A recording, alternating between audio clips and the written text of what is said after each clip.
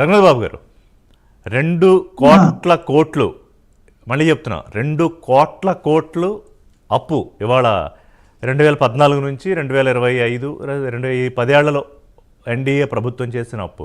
So ఇవాళ ప్రస్తావించాను కానీ నా ప్రధానమైన సబ్జెక్టు అది కాదు.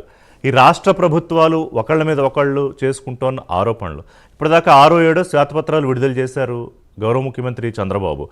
అందులో ఏంటంటే రాష్ట్రం ఏ రకంగా విధ్వంసం పాలైపోయింది, అందులో ముఖ్యంగా మిస్మేనేజ్మెంట్ ఆఫ్ ఫినాన్సెస్, చేతకాక ఏ రకంగా అప్పులు చేసి పంచిపెట్టడానికి ఉపయోగించారు కానీ ఎక్కడ అభివృద్ధి లేదనేది. సో మీ ప్రభుత్వం ఇవాళ కూటమి ప్రభుత్వం ఛాలెంజ్ని ఎట్లా ఫేస్ చేయబోతోంది? ఋషి గారు, మీకు విక్రమ్ గారికి అందరికి కూడా నమస్కారం. నమస్తే అండి. నేను కొద్దిగా ఇది కేవలం ఒక బీజేపీ తరఫున కూటమి ప్రభుత్వం తరఫున అట్లా కాకుండా కొంచెం హోలిస్టిక్ గా కొంత వివరాలు, కొన్ని విషయాలు కూడా ప్లీజ్ టేక్ ద లిబర్టీ. ఎందుకంటే ఒక మంచి చర్చ అవసరం, ఈ నీడ్ ఆఫ్ ద అవర్. ఇవాళ దేశానికి, రాష్ట్రాలకి కావలసినటువంటి సబ్జెక్ట్ ఇది. అంటే ఎవరో ఎక్కడో చోట ఏదో సంబడి బెల్ క్యాట్ బెల్ కట్టాలి, ఎక్కడో చోట ఎవరో ఒకళ్ళు బాధ్యత తీసుకోవాలి.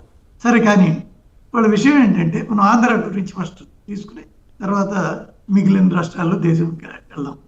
ఇప్పుడు ఆంధ్రాలో ఒకప్పుడు ఎన్టీ రామారావు ఆయన కూడా కొంత ఎంప్లాయీస్కి జీతాలు అయితే ఎక్కువ అయిపోయినాయి, భారం అయిపోయినాయి అంటే ఆయన మీద కూడా కొంత దాడి చేసి ఏదో ఆ సెక్రటేరియట్లో కాసేపు గందరగోళం సృష్టించిన విషయం మీకు గుర్తుండే ఉండొచ్చు. తర్వాత 2099-2004 మధ్య చంద్రబాబు నాయుడు గారు కొంత ఇదంతా భారం అవుతుంది అని ఆయన మనసులో మాట్లాడి ఒక పుస్తకం కూడా చేశారు. దాన్ని ఆయన ఈ ప్రపంచ బ్యాంకు దీని ప్రకారం నడుచుకుంటున్నారు కాబట్టి ఆయన వ్యతిరేకి, ప్రజా వ్యతిరేకి, పేద ప్రజల వ్యతిరేకి అని ఆయన మీద కూడా ఒక అపవాదు తీసుకున్నట్టు.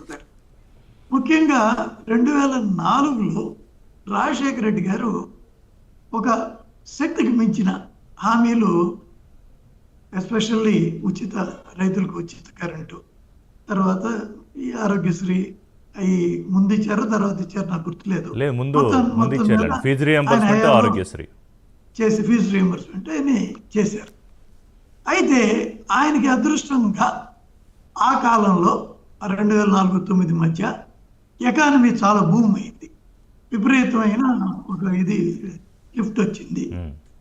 దానివల్ల రాష్ట్ర ఆదాయం కూడా బాగా పెరిగింది. సరే, ఆయన హయాం అలా గడిచిపోయింది. కానీ 2013 అది 14 విభజన అనంతరం ముఖ్యంగా మన రాష్ట్రం ఒక డెఫిసిట్ స్టేట్, పేద రాష్ట్రం అయింది. తెలంగాణ దానికి రాష్ట్రం అయినందుకు మనకి అభ్యంతరం కాదు, కానీ మనది పేద రాష్ట్రం. పేద రాష్ట్రం అయినప్పటికి కూడా మరి ఇప్పుడు చంద్రబాబు నాయుడు గారి గత అనుభవాల దృష్ట్యా అదేంటి రాజశేఖర రెడ్డి గారు అలా చేయబట్టే 2009లో రెండోసారి గెలిచారు అనే దీని దృష్ట్యా చంద్రబాబు నాయుడు గారు కూడా 2014లో కూటమే, అప్పుడు మేము ఉన్నాం ఇక్కడ. నేను దయచేసి ఇది చూడొద్దు, నేను ఉన్న వాస్తవ విషయం చెప్తాను.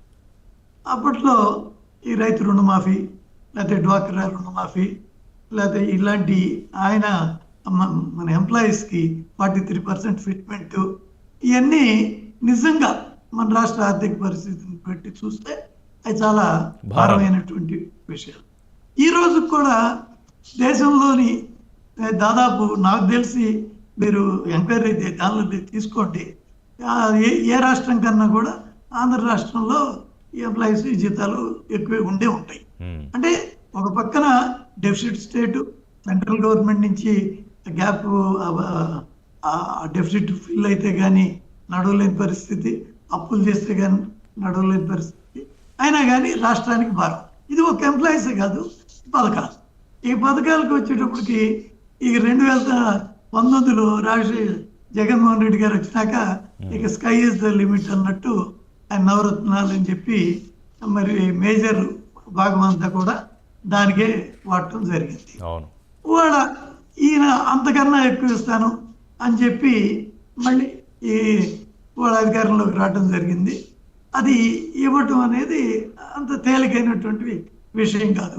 Right. సంపద సృష్టి ఇవన్నీ టైం పట్టే విషయాలు. అవును. వాస్తవం మాట్లాడుకుంటాం. సో కాసేపు అన్నా అవును రఘునాథ్ బాబు గారు, కాసేపు ఐ మాట్లాడుకుందాం. Appreciate your initiative. అంటే apart from the parties, independent of parties, independent of parties, yes, ఒక ఉన్న వాస్తవ పరిస్థితి. Yes. మరి మీరందరూ అనొచ్చు మరి ఢిల్లీలో కూడా వస్తా అక్కడికి